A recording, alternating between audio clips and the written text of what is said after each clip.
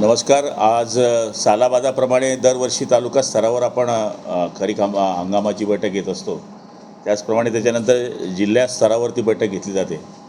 तर त्या बैठकीचं आज नियोजन करण्यात आलं होतं. तालुका स्तरावरून ज्या सूचना आल्या होत्या त्याच्यामध्ये खताचं लिंकिंग असेल, त्याच्यामध्ये MSCBचे प्रॉब्लेम असतील, त्याच्यामध्ये बाहेरून येणारं जे बियाणं आहे त्याच्या बाबतीतले विषय असतील किंवा मागे झालेल्या शेतकऱ्याच्या बाबतीमध्ये ज्या अडचणी आल्यात त्याच्यामध्ये पंचनामे आहे किंवा ज्या ठिकाणी हवामानाची केंद्र आहेत, याच्या ज्या सूचना सगळ्या खालपासून आम्हाला आल्या होत्या. त्याच्यामध्ये मग बँकेच्या कर्जाचा विषय असेल, म्हणजे DCC बँक आहे किंवा ज्या लीड बँक आपल्या राष्ट्रीयकृत बँका आहेत त्याच्या बाबतीमधला जो विषय असेल, या सगळ्या विषयांवर या ठिकाणी ज्या खालून सूचना आल्या होत्या त्याच्यावर आम्ही चर्चा केली. आणि चर्चा करत असताना आपण सगळ्यांनी पाहिलं असेल की यावर्षी जिल्हा मध्यवर्ती बँकेनेही जवळपास 700 कोटीच्या वरती कर्ज या ठिकाणी आपल्या शेतकऱ्यांना दिलेलं आहे. मागच्या वर्षीसुद्धा त्यांनी 1000 कोटी रुपये आपल्या शेतकऱ्यांना कर्ज दिलं होतं. लीड बँकेनेही मागच्या वर्षी जवळपास 4000च्या आसपास कोटी रुपयाचं कर्ज यावेळेस प्रस्तावित केलेलं आहे. आणि मला तरी असं वाटतं की पुढच्या काळामध्ये सगळ्या शेतकऱ्यांना या ठिकाणी कर्ज उपलब्ध केलं जाईल. बियाणं, त्याचबरोबर खताचे आपण आढावा घेतला. या महिन्यामध्ये सगळ्या शेतकऱ्यांना खतं उपलब्ध होतील. फक्त आम्ही शेतकऱ्यांना याच सूचना केल्या, म्हणजे या खालून फीडबॅक येतो आहे की धूळ पेरणी करू नये. शेतकऱ्यांनी निश्चितपणाने बियाणं घेत असताना पक्कं बिल घ्यावं, खत घेत असताना पक्कं बिल घ्यावं. शेतकऱ्यांनी कापाशी लावायची असेल तर त्यांनी आंतरपीक लावावं, जेणेकरून त्याचा फायदा शेतकऱ्यांना होऊ शकेल. त्याचबरोबर 3x3ची जर पेरणी केली तर त्याचा फायदा होऊ शकेल. अशा बऱ्याच गोष्टी या ठिकाणी करण्यात आल्या. आणि मला तरी असं वाटतं की खालून शेतकऱ्यांनी ज्या सूचना दिल्या होत्या, मग शेतकी संघाला मटेरियल उपलब्ध करून देण्याच्या सूचना असतील किंवा शेतकऱ्यांना येणाऱ्या कर्जाच्या बाबतीमधल्या ज्या अडचणीच्या सूचना असतील, त्या सगळ्या आपण अधिकाऱ्यांच्या समोर मांडलेल्या आहेत. आणि MSCBलाही सूचना दिलेल्या आहेत की या काळामध्ये आपलं जळगाव जिल्ह्याने ठिबक स्वीकारलेलं आहे. त्यामुळे ठिबक असल्यामुळे कपाशी जास्त प्रमाणामध्ये माणूस शेतकरी ठिबकवर लावत असतो, तर त्याचीसुद्धा अडचण MSCBकडनं येऊ नये अशा पद्धतीनं आपण MSCBला सूचना दिल्या आहे. इफकोपासून तर यांच्यापासून त्या 3 कंपन्या आहेत, त्या 3 कंपन्यांना आपण सांगितलं की आम्ही लिंकिंग यावेळेस सहन करून घेणार नाही, कारण की दरवेळेस लिंकिंग होते आणि लिंकिंग झाल्यावर शेतकऱ्यांना जास्त पैसे मोजावे लागतात. अशा पद्धतीनं आपण आमदार महोदयांनी ज्या सूचना दिल्या, मग जावळेजी असतील किंवा अमोल पाटील असतील, आणि खालून जे तालुका स्तरावरचे जे आमच्याकडे इतिवृत्त आले होते त्यांच्यामार्फत आम्ही त्यांना सूचना दिलेल्या आहेत.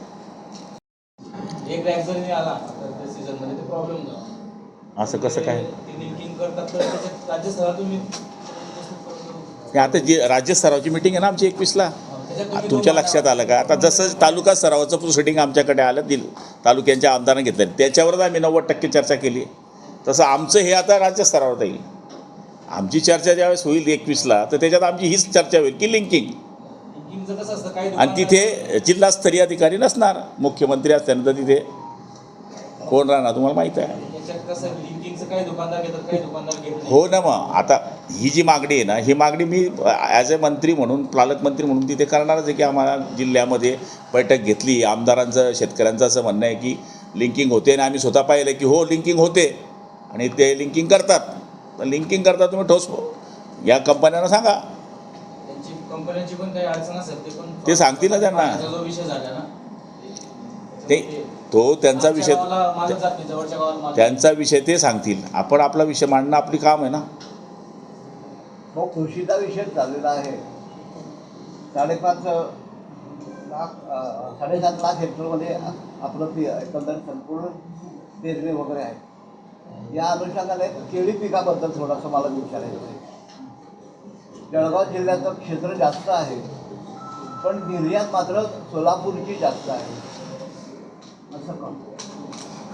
हे बघा, कोणी निर्यात करायचं असेल तर मी आता समजून घ्या, मी आहे आता माझ्याकडे बाळजीलाही भेंडी पिकते आणि दाडशिरील बी पिकते.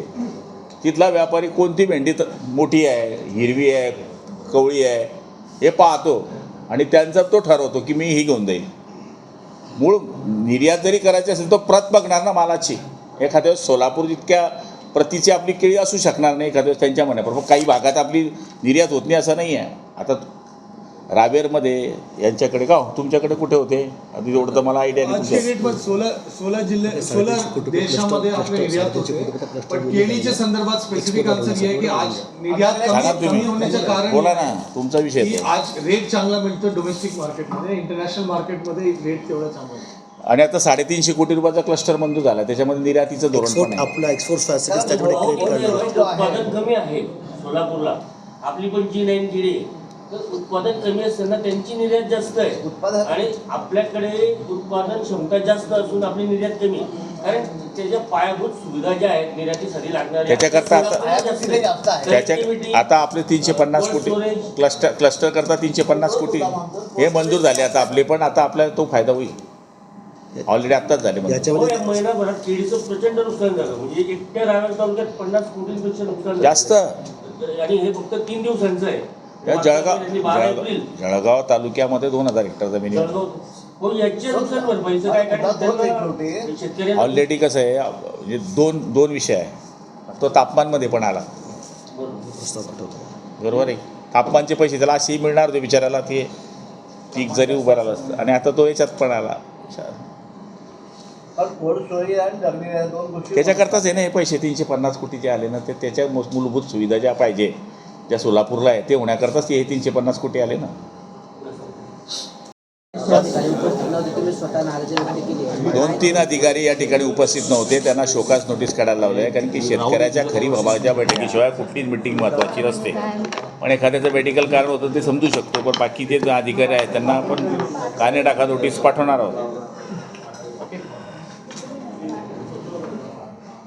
MSCB संदर्भातल्या पण बऱ्याचशा तक्रारी वाटल्या. MSCB संदर्भातल्या बऱ्याचशा तक्रारी आहेत. हे MSCBच्या बाबतीमध्ये आता पण प्रिंट मीडियाला मी तेच सांगितलं की MSCBमध्ये जे नुकसान झालं जवळपास ह्या वादळामुळे, त्याच्यामुळे आपण MSCBच्या बाहेरच्या टीम ज्या आहेत ज्या डेली विजेसवर आहेत त्याच्यावरती आपण ते काम उभं केलं. पण त्याच्या व्यतिरिक्त जे आम्ही ट्रान्सफॉर्मर देतो ते ट्रान्सफॉर्मर आता यावेळेस सुरू आहेत की नाही त्यांच्याकडे लक्ष देण्याची MSCBची गरज आहे, कारण की जळगाव जिल्ह्याने ठिबक सिंचन हे स्वीकारलेलं आहे, त्याच्यावरच तो कापूस लावतो, इतर पिकं लावतो. त्यामुळे यावेळेस त्याला लाईट राहणं हे गरजेचं आहे. त्यामुळे MSCBला आम्ही या ठिकाणी सांगितलं की लाईटीच्या बाबतीत तुम्ही काळजी घ्या, आणि नाहीतर मग तुमच्या तयारीला तुम्ही राहा. म्हणजे विनाकारण शेतकऱ्याला तेवढ्यामुळे त्रास झाला तर त्याचं वर्षभराचं पीकचं या ठिकाणी कॅपिटल जे आहे कापूस, हे त्याचं सगळ्यात महत्त्वाचं पीक आहे, ते नुकसानीत जातं. म्हणून आम्ही त्यांना या ठिकाणी सूचना दिलेल्या आहेत.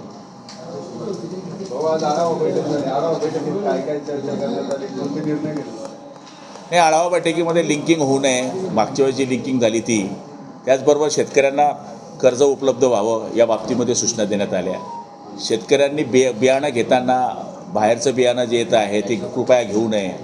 बियाणं मटेरियल घेत असताना त्यांनी पावती घ्यावी. 1 जूनच्या पहिले त्यांनी पेरणी करू नये. 100 मिलीमीटर पाऊस पडल्यावरच त्यांनी पेरणी करावी.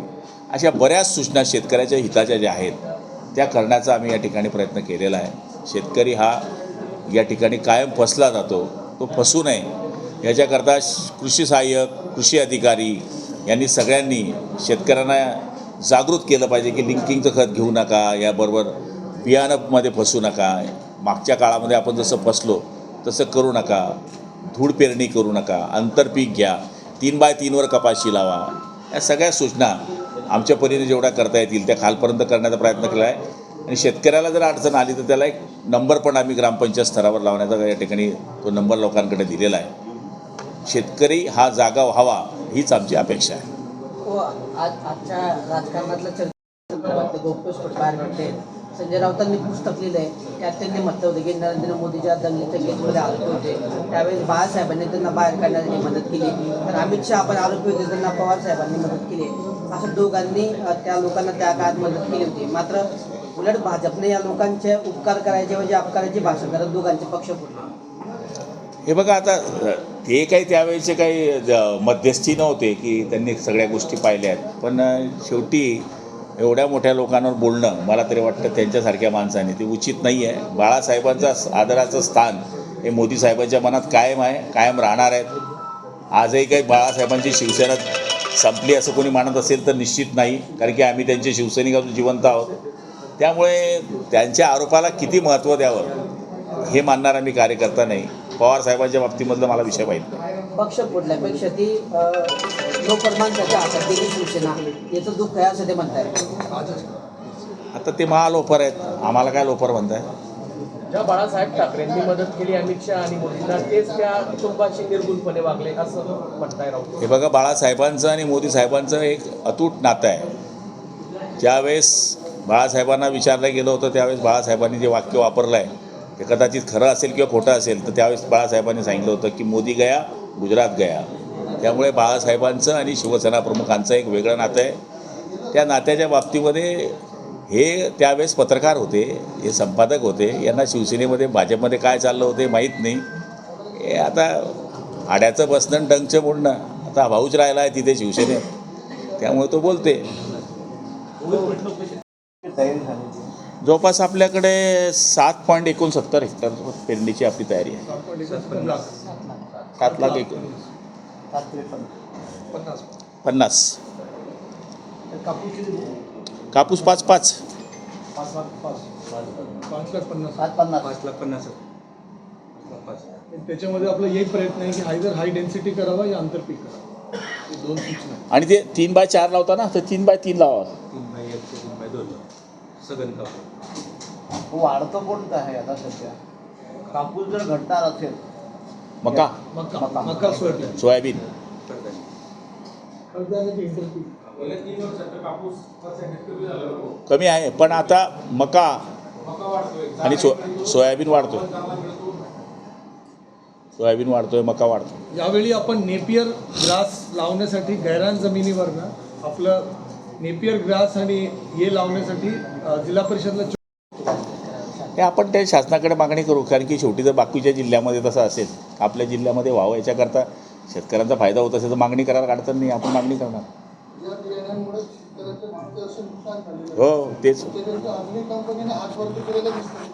कुठे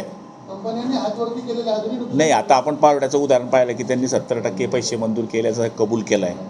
त्यांच्या अधिकाऱ्यांनाही कबूल केलं. काही ठिकाणी आगाऊपणा केला आहे.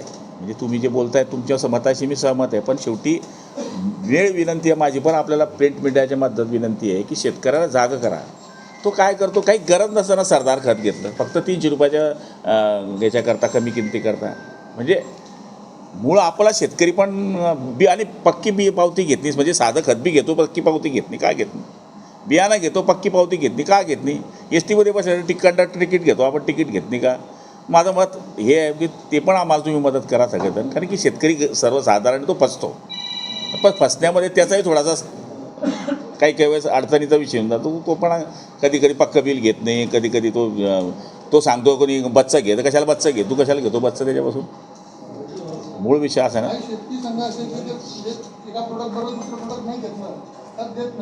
नाही, ऑलरेडी शेतकरी संघ आहे ना, 2च शेतकरी संघांनी मागणी केलेली आहे. म्हणजे मी माहिती घेतली आहे, ऑफ दी रेकॉर्ड आपलं घरचा विषय. शेतकरी संघात बी काय घेत नाही शेतकरी संघवाले, की तिथे उधारी मागायला आले तर मग आणखी त्यांना जाऊ देते. आता तो विषय चर्चेचा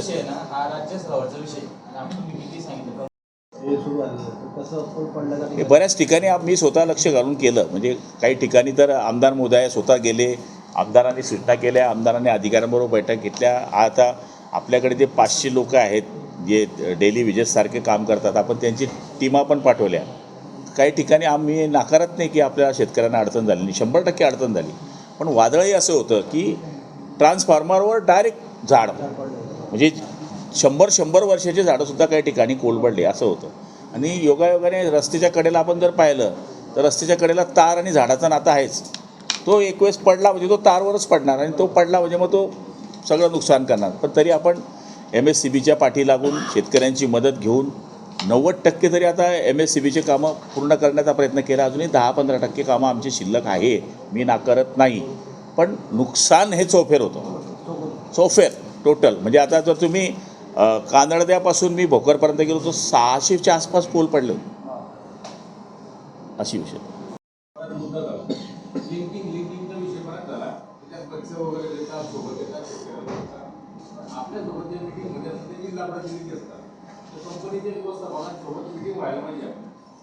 नाही, आता पुढच्या काळामध्ये आपण शेतकरी संघाच्या पण काही अडचणी आहेत त्याच्यावर त्यांनाही बोलू, यांनाही बोलू. आणि मूळ जरी त्यांचा मालक आलेला नसला किंवा प्रमुख माणूस असला, जो जिल्हास्तरीय जरी अधिकारी आला असला तरी कायद्यात त्यांना हे सांगितलं आहे की शेतकऱ्यांकडनं लिंकिंग करू नये. तर विषय संपला आहे. त्यांनी लिंकिंग का करावी, मूळ विषय हा आहे.